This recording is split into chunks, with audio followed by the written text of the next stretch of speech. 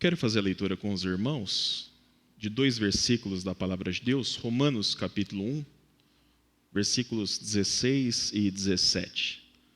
Romanos capítulo 1, versículo 16 e versículo 17.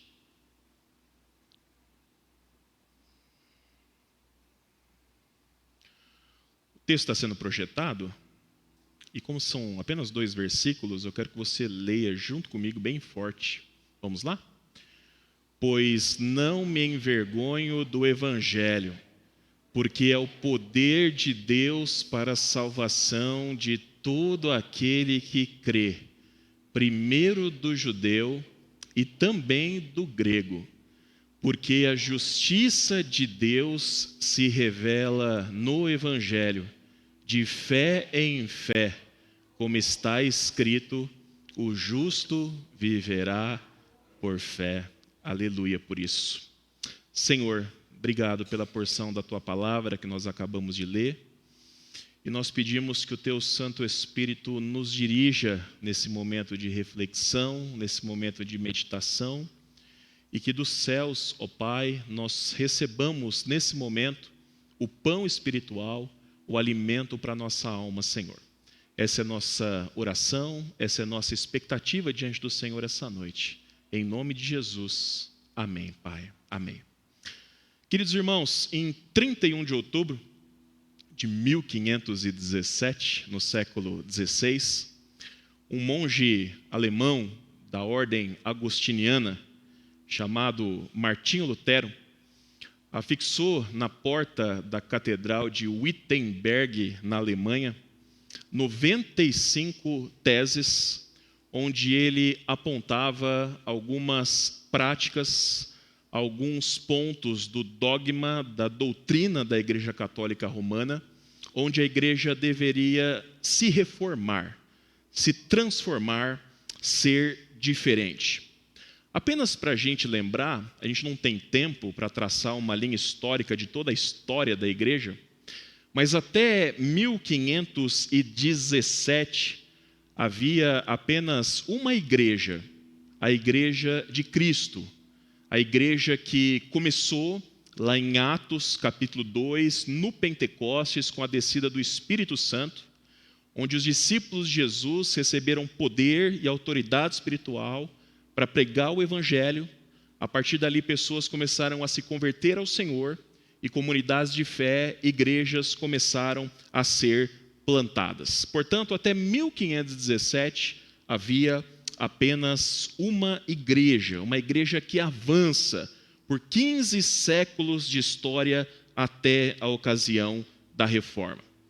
O problema é que nós percebemos, quando a gente estuda a história da igreja, é que ao longo dos séculos, algumas práticas, algumas doutrinas, que no nosso entendimento não possuem base bíblica nenhuma, acabaram sendo introduzidas na igreja. E aqui eu queria traçar uma breve linha histórica dessas práticas que foram inseridas, para que você possa entender melhor o fator motivador da reforma protestante. Coincidentemente, ou não, meus irmãos, essas heresias, elas começaram a ser introduzidas na igreja a partir do momento que o imperador romano Constantino torna o cristianismo a religião oficial do império. Nesse momento da história, a igreja que até ali era fortemente perseguida pelo Império Romano, ela se torna uma igreja mais institucionalizada. Ela se torna a religião oficial do império. Roma ganha o status de capital dessa religião. E começa, a partir desse momento na história, o que nós protestantes entendemos como o declínio moral e espiritual da igreja. Algumas práticas que começaram a ser inseridas desde os primeiros séculos, mas de forma especial a partir do século V, foram as seguintes: oração pelos mortos, que era uma prática pagã que acabou sendo inserida na igreja, o culto aos santos, culto à Virgem Maria, a doutrina do purgatório, né? Não sei se você sabe o que é o purgatório. O purgatório é um estado intermediário entre o céu e o inferno. Então, se aqui na terra você não foi ruim o suficiente para ir para o inferno, nem bom o suficiente para ir para o céu, você vai para o purgatório, fica um tempo ali, e ali você vai então purgar, você vai expiar os seus pecados, e quando acabar esse processo, você então sobe para o céu. A doutrina do purgatório foi introduzida por volta do ano 500. Também foi introduzida a adoração de imagens e relíquias, né? Por exemplo, a lasca da cruz de Cristo é uma relíquia para o católico. Uma roupa que foi atribuída a algum santo, a algum dos apóstolos, é uma relíquia, e assim por diante. Nós vimos também ser introduzida, por exemplo, o uso de água benta, o celibato sacerdotal. Os sacerdotes, os padres, não podiam mais se casar. Graças a Deus que eu sou protestante. Nós vimos também o dogma da infalibilidade da igreja, ou seja, a igreja é infalível, aquilo que a igreja fala é a verdade. Nós vemos a partir de 1190 a introdução da venda das indulgências. Eu vou explicar melhor daqui a pouquinho o que é indulgências, porque aqui que está o X da questão da reforma. Nós vimos também a prática do confessionário, da confissão auricular, onde as pessoas procuravam um sacerdote para confessar seus pecados, o sacerdote então emitia alguma penitência para que esse pecado fosse perdoado. Em 1230 a gente tem a proibição da leitura da Bíblia. A partir desse ano apenas os sacerdotes podiam ler, podiam interpretar, os leigos não tinham mais nenhum acesso às Escrituras. Temos a instituição da oração ou da reza da Ave Maria, entre outras práticas. E após a reforma protestante, meus irmãos, tem outras heresias que continuaram a ser inseridas na igreja, como, por exemplo, a tradição ser equiparada à Bíblia. Então, aquilo que a igreja vem fazendo ao longo do tempo, ele vira tradição e tem o mesmo valor das Escrituras. O dogma da Imaculada Conceição de Maria.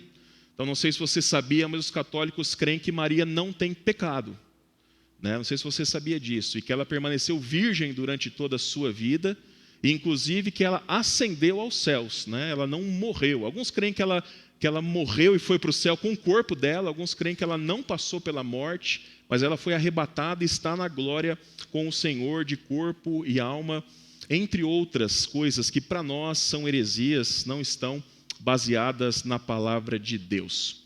Mas certamente, meus irmãos, de todas essas práticas que eu citei para vocês, a da venda das indulgências, sem dúvida alguma, foi a questão central que mais incomodava Martinho Lutero e que o levou a estudar profundamente as Escrituras e a formular então as suas 95 teses. Para você entender o que era uma indulgência nada mais era do que um documento chamado de bula papal, que declarava absolvição completa ou parcial dos pecados de uma pessoa. Pecados do passado e pecados também do futuro. E é interessante, meus irmãos, que eu estava pesquisando, e as indulgências dependiam muito do valor que você pagava, sabia? Se você pagava X valor, você tinha aí perdão por uns 5 anos.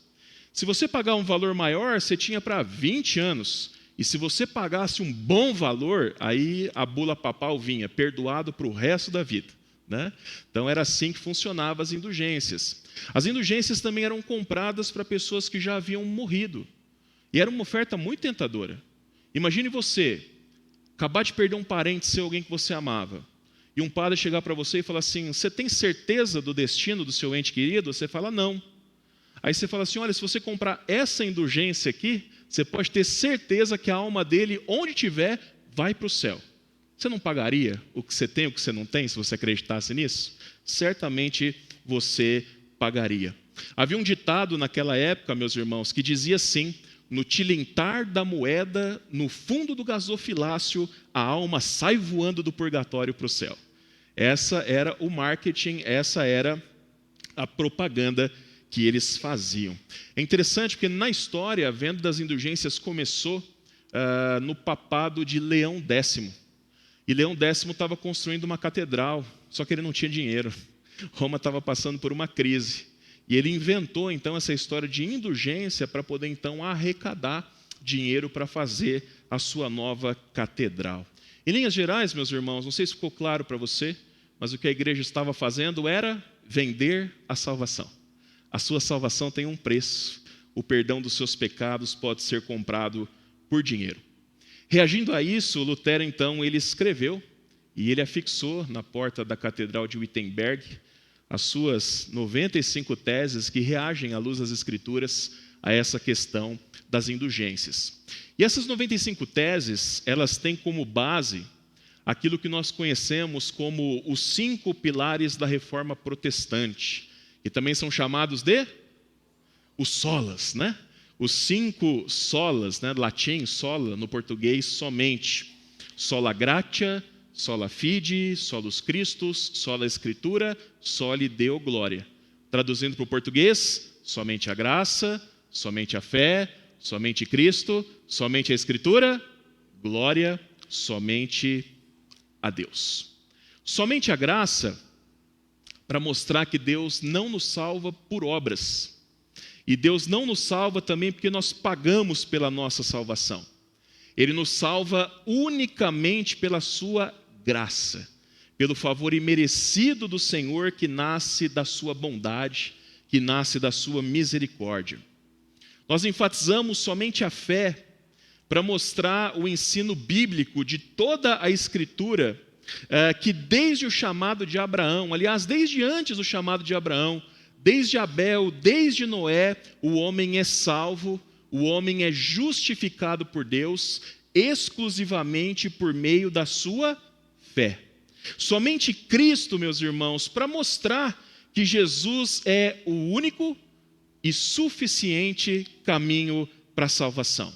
Nós não precisamos da intermediação da igreja, de Maria, de um sacerdote ou de algum santo. Nós declaramos que Cristo é totalmente suficiente para a nossa salvação.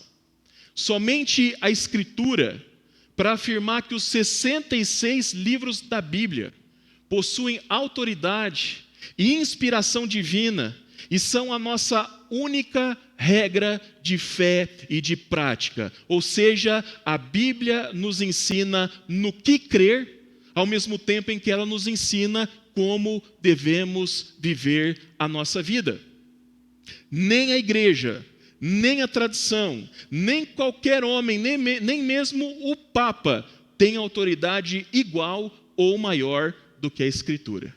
E por fim, glória somente a Deus. Somente Deus deve receber a glória, o louvor e a adoração que lhe são devidas. Mais uma vez, nem a igreja, nem o Papa, nem Maria, nem imagens, nem relíquias, nem qualquer outro santo deve receber o louvor e a glória que pertence somente a Deus.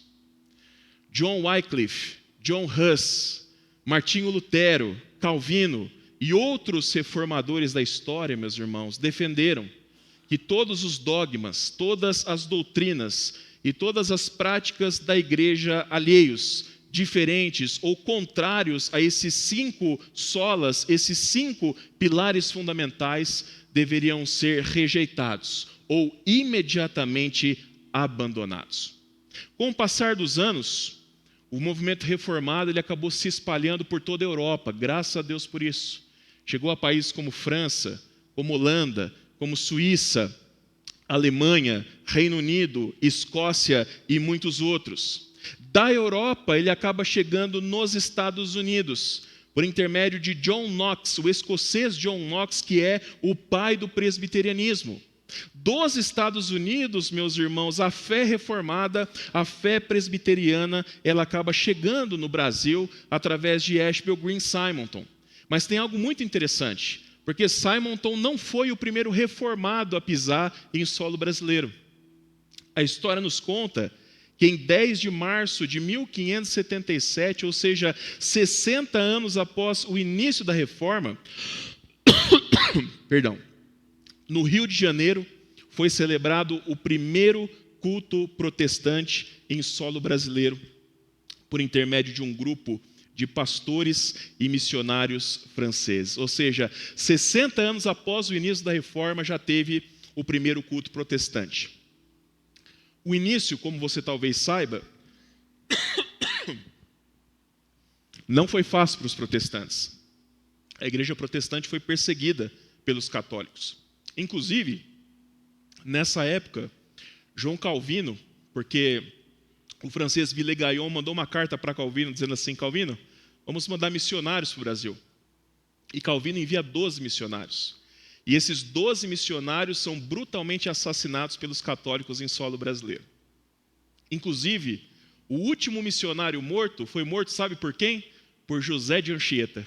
Já ouviu falar? José de Anchieta, ele matou o 12º missionário protestante. Então, a fé protestante, ela não chega no Brasil de modo pacífico.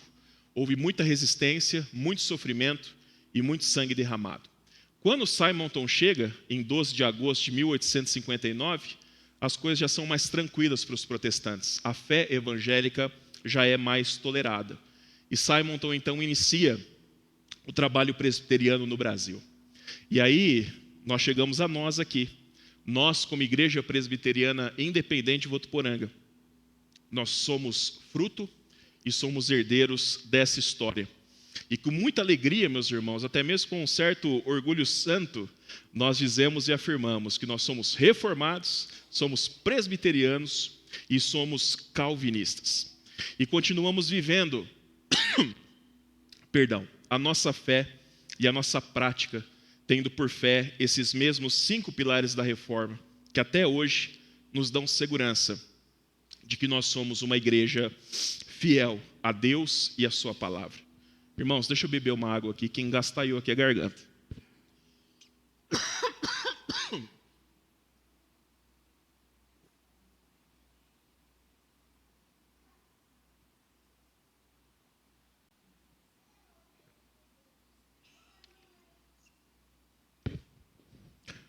Como eu falei há pouco, nós somos também gratos a Deus pela vida dos primeiros reformadores e irmãos que deram continuidade à história que começou lá em 31 de outubro de 1517, até que ela chegasse em nós, muitos dos quais perderam a sua vida por aquilo que acreditavam. John Huss, quem já ouviu falar de John Huss aqui? Ele foi um pré-reformador, 100 anos antes de Lutero. Ele começou também a defender algumas ideias que foram defendidas na Reforma, a pregar a palavra de Deus. Ele foi perseguido pela Igreja Católica e ele foi queimado vivo na fogueira. E quando ele estava morrendo, ele declarou uma palavra que foi entendida como uma profecia depois. Ele diz assim: hoje vocês estão matando um ganso, que Huss em inglês significa ganso. Mas daqui 100 anos, Deus vai levantar uma águia. E 100 anos depois, Martinho Lutero inicia o movimento reformado. Então, de fato, muita gente morreu para que a fé reformada chegasse até nós. Mas, além de sermos gratos aos primeiros reformadores, meus irmãos, sem dúvida alguma, em primeiro lugar, nós somos gratos a Deus. Somos gratos a Deus que agiu soberanamente na história, trazendo a igreja de volta aos trilhos, trazendo a sua igreja de volta aos eixos. É interessante a gente observar que mesmo a igreja se desviando, Deus sempre manteve homens e mulheres fiéis a Ele. Deus sempre manteve luzes no meio das trevas. Então nós precisamos agradecer ao Senhor por isso. Não há dúvida alguma, meus irmãos, que foi o Espírito Santo de Deus que lançou luz sobre Martinho Lutero. Luz sobre a sua mente, sobre o seu coração, sobre o seu espírito. Na ocasião em que, recluso na torre de um castelo, ele estudava as Escrituras, procurando entender como é que Deus salvava o homem, já que ele estava convencido de que não era por indulgências. E aí a história de Lutero vai dizer que naquele lugar, à luz de velas, ele leu Romanos capítulo 1, 16 e 17, o texto que a gente leu há pouco, que diz: pois não me envergonho do Evangelho, porque é o poder de Deus para a salvação de todo aquele que crê, primeiro do judeu e também do grego. Porque a justiça de Deus se revela no Evangelho de fé em fé, como está escrito: o justo viverá pela fé. E o Espírito Santo do Senhor captou a atenção de Lutero exatamente para esses versículos. E ele leu e releu diversas vezes. E um dos seus biógrafos vai dizer que quando Lutero finalmente entendeu esse texto, o que ele realmente quer dizer, ele disse o seguinte: imediatamente me senti renascer, e me pareceu que se escancararam para mim as portas do paraíso. Desde então, a Escritura inteira ganhou para mim um significado novo.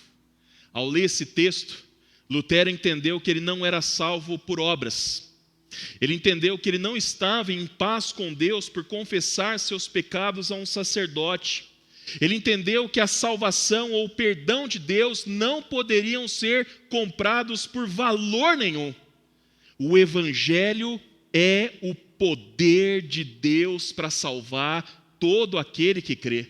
O Evangelho é a boa notícia, a boa nova de que Jesus Cristo, o Filho de Deus, veio a esse mundo para morrer na cruz, no meu e no seu lugar, para fazer expiação perfeita e suficiente pelos nossos pecados e ressuscitar ao terceiro dia para a nossa salvação. O que Paulo está dizendo aqui para nós é que essa mensagem, esse evangelho, ele é poderosíssimo. Essa mensagem é capaz de trazer alguém da morte para a vida. Essa mensagem é capaz de tirar alguém do inferno e levar a pessoa para o céu.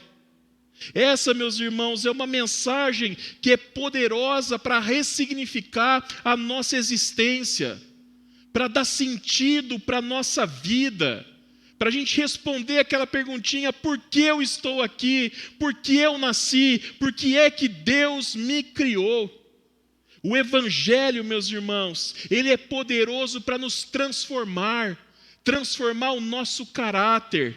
Ele é poderoso para refrear o pecado em nós, nos tornando, através do processo de santificação, novamente imagem e semelhança de Deus, novamente parecidos com Cristo Jesus.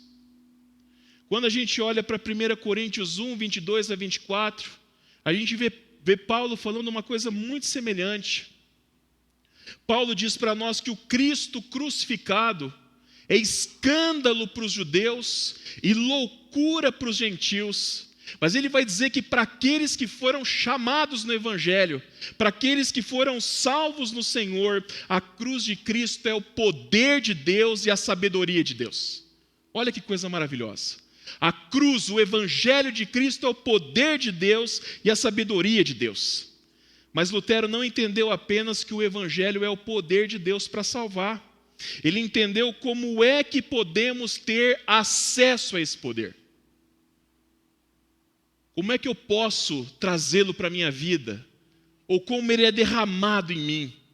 E segundo Romanos 1,17, Paulo entendeu que basta ter fé. Basta ter fé. Basta depositar toda a certeza, toda a convicção, toda a confiança do seu coração de que aquilo que o Evangelho nos revela é verdade absoluta de Deus para mim e para você. Basta ter fé. E Paulo ainda diz, citando Abacuque: o justo viverá por fé, do começo ao fim.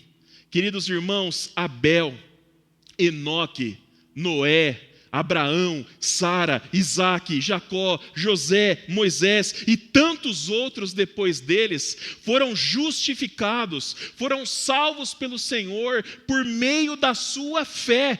Desde o início é pela fé. Eles não viram Jesus, mas eles confiaram na palavra de Deus. Eles confiaram nas promessas do Senhor que apontavam para Jesus. E eles morreram nessa fé, nessa confiança. E eles estão salvos, eles estão vivos com o Senhor. Eles criam, meus irmãos, naquele que viria. Mas nós somos privilegiados, porque nós cremos naquele que já veio. Nós cremos na promessa de Deus que já se cumpriu na história. Porque Deus consumou o seu plano de salvação na cruz.